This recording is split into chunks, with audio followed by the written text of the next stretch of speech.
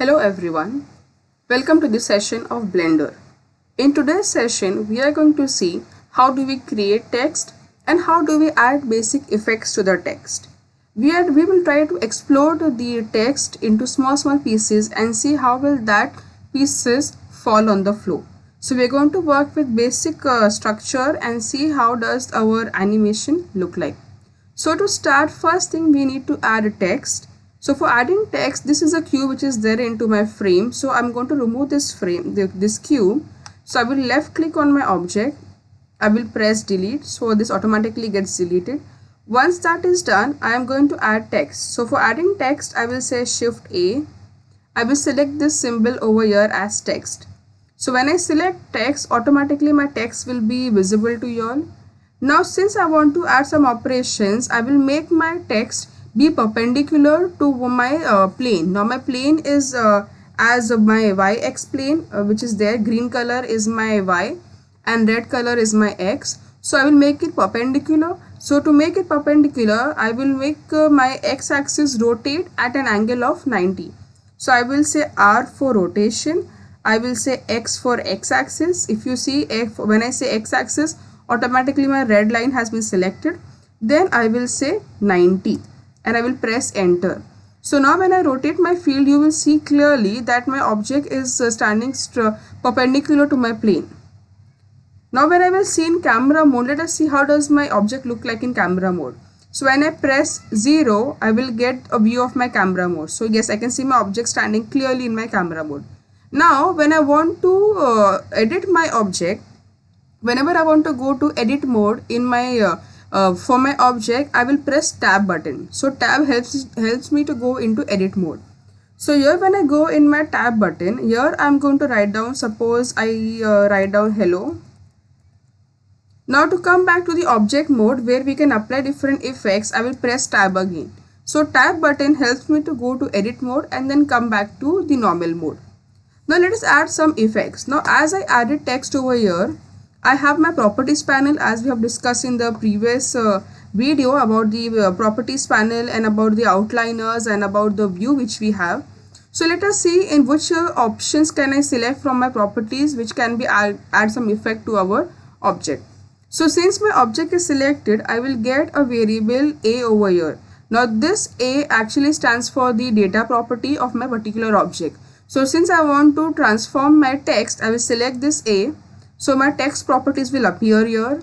Now in this text properties, you have lots of options. I will discuss some of the options. Like for example, where do you want to align your text which is there? Now if you see the alignment, vertically it is at the top base and the horizontally it is towards the left side. So from this point over here, circular point, you can shift your object either to center, left, right, wherever you want to shift. You can shift that via the alignment. If you want spacing in your character, you can have spacing as well. Like for example, if I make this spacing to 1.5.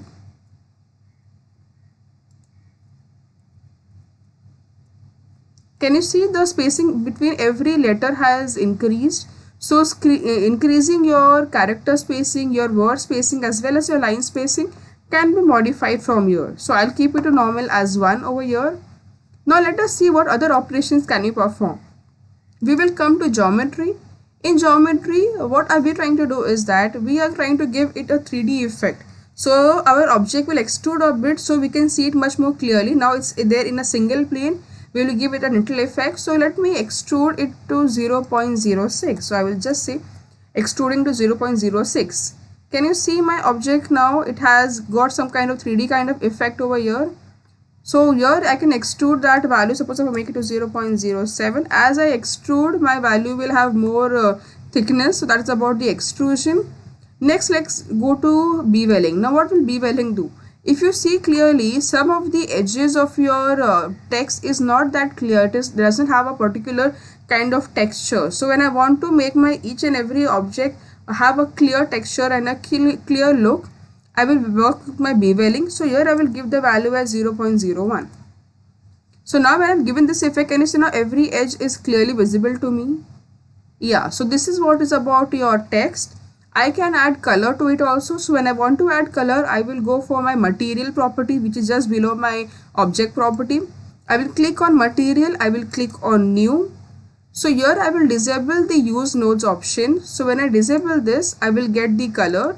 So here I can select whichever color I want. So like for example, let me take it to blue color. If I want to add metallic structure, I can add metallic structure as well a little bit. So I can increase or decrease the value of my metallic structure. So this is how I assign color, by going into material, selecting new, and then working with the node. So this is what we have done till now with the properties. Now suppose we want to add some effect to our object. Now let's say effect could be explosion of the object. So I want to explode my letters into small pieces. Now when I have to do that, for that reason, first thing, now when I go to my tab, I am still in a mode where I can delete the objects which are present here. So I want to convert this into mesh so that we can apply some operations on the object. So to convert those objects into mesh, I have to select the object first. So if you see the yellow color border, that means my object is selected. Once it is selected, I will go to object and I will come to convert to. The current version of Blender, that is 2.83.3, doesn't have any shortcut for it, so I have to go via the object. So I will say convert to mesh. Now after converting, the action has been applied, but here you cannot see. So when you want to see any kind of action which you have done, you will press tab and go to edit mode. So now when I went to edit mode, you can see clearly that my object has been converted to mesh structure. Now when I just zoom in, you will see that the meshes are too big enough. I want meshes to be small because when the object explodes, it has to fall into pieces. So now that case I will apply remesh. Now what does remesh does? Remesh is a modifier which will help me to create fine small you can say meshes in my actual mesh. So when I want to make my meshes be more precise and more smaller and have smaller meshes, my remesh will help me in that case. So how will I do that? So I will come back to my object mode again by pressing tab button. I will go to modifier. So when I go to this symbol over here is for the modifier. So I will go to modifier. I will click on the add modifier. And then I will select remesh because I already have mesh and I want to apply some kind of effect to my object, so that my object particles become small, so I have a finer value of my mesh which is there. So now in this case over here, the mode I will select to blocks because I want the objects to appear. See, now all the pieces are disconnected, so I will say that I do not want those disconnected pieces, so I will uncheck this box over here. And then finally I will increase the octree value. Now octree value is to increase the resolution of your object so that your object appears to be a complete object which was there initially. So now if you see over here, my word hello is completely distorted. So now when I want my object to be again into a normal way, I will increase this octree value. So let me make it to 8. So octree value can be made to 7, 8, 9 depending on how much precise do you want this thing. So once it is done, I will click on this apply. Make sure that whatever operations you are doing has to go in a proper form, as in proper structure, otherwise the operation will not be applied to your object. So now here I am going to click on apply. So once I click on apply, here also we cannot see the effect. To see the effect, we have to go to the tab mode, to edit mode. So now when I go to edit mode, you will see that now my object has been converted into remesh, which has small meshes. So I can extrude any one part of mesh and do whatever operations I have to do. So till here what we have seen is to apply mesh and to see for remesh. Let's come back to normal mode, that is the object mode. Now what we are trying to do is that we want to explode this object. So my hello will be completely exploded. Now this explosion should happen on the flow so that particles fall on the flow. For that reason we need a plane. So a plane has to be there down below our name or our object so that the particles fall over there. So when I want to add plane, I will say Shift A. I will go for my mesh and then I will select plane. So here now when I select plane over here, now since this plane, if I see, just scroll it up and see down, my little bit of my object is falling down the plane. So now what I want to do is I want this plane to be exactly the object to be exactly on the plane. So I will press G and I will take my plane little down, G is for your translation. So I'm translating my plane. If you can see now, yes, it is on the plane. But now also if I see my object is not completely on the plane. So now in this case, what will I do? I will select my object, which is my plane. I will say S for scaling. I will say R for my x-axis, for X for my x-axis. S is for scaling. X is through my x-axis, and then I will scale it in this way. And then I will say S again scaling, again Y, and I will scale it little bit Y, so that my object falls, my particles fall exactly on this flow. So now my flow is ready, my object is ready. Now I need to explode this. So I will click my object. Clicking is done through my left click of my mouse. I have clicked my object. Now I will go to this object properties. I will go for quick effects. Click on quick explode. Moment I click on quick explode, I will get one shortcut properties over here where I can make changes.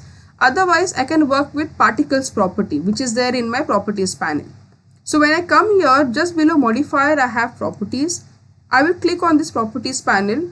First, let me just increase. As we all know that Blender is very much customizable to work with, because every particle, every screen which is there can be made small and can be made big. That is a good property of Blender. So customization can be done very easily. So I have increased my time frame over here. Now there are some settings which we need to do so our object can explode. Now what settings can we do?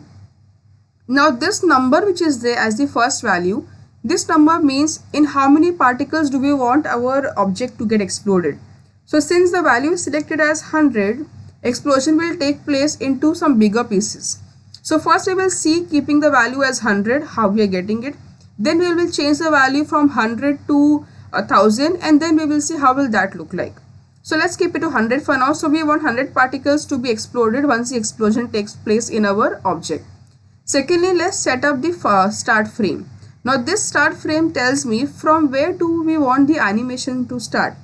So when we start explosion, at what time frame does explosion should start? But my actual animation is starting at frame number 1. So let me say here, like for example, I might say that let my explosion start at frame number 10.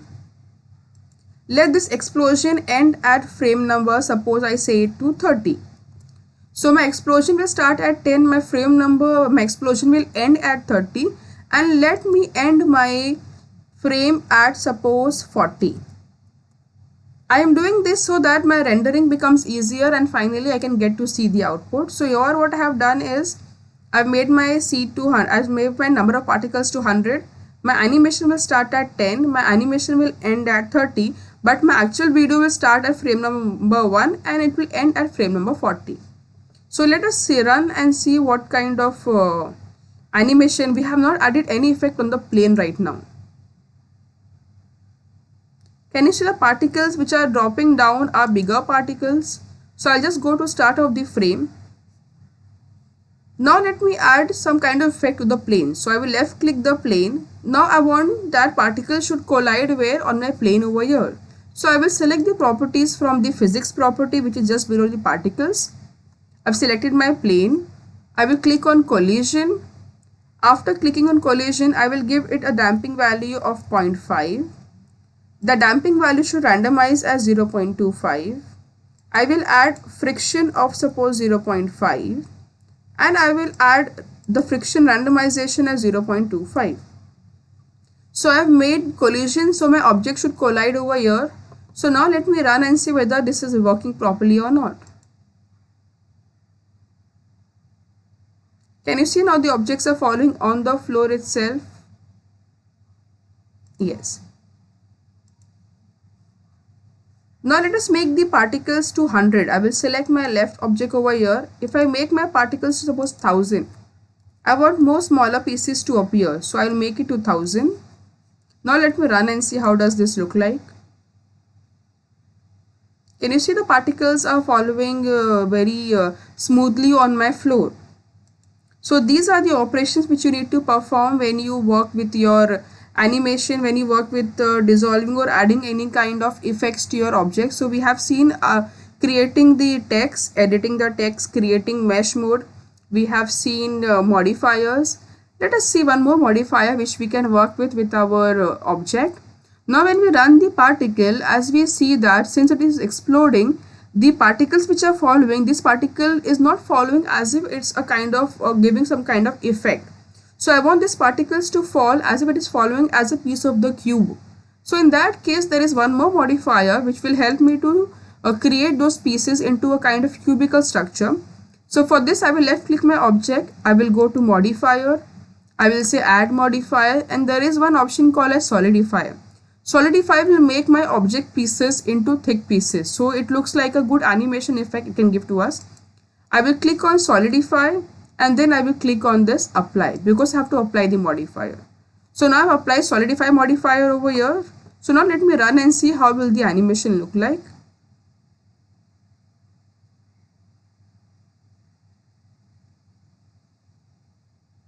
Yes, now all the pieces have been dissolved and it's fallen on the floor over here.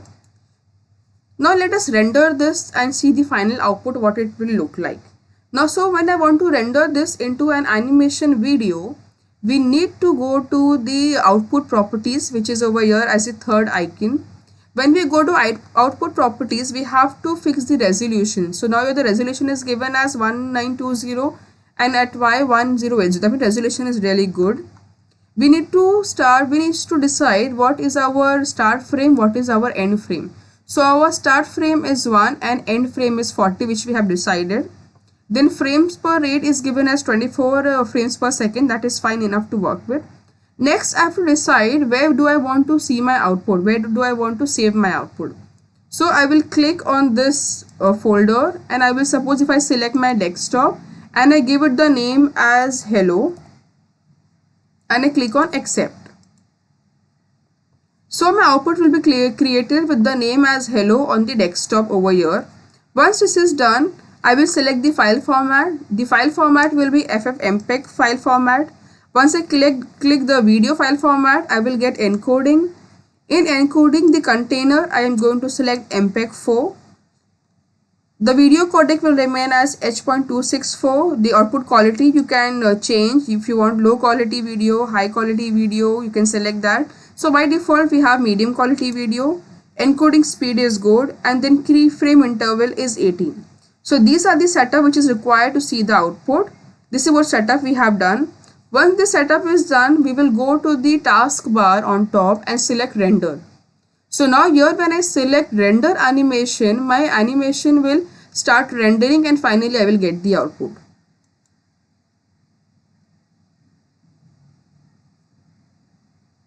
In some time the rendering will start and finally we will see the output being displayed at our desktop.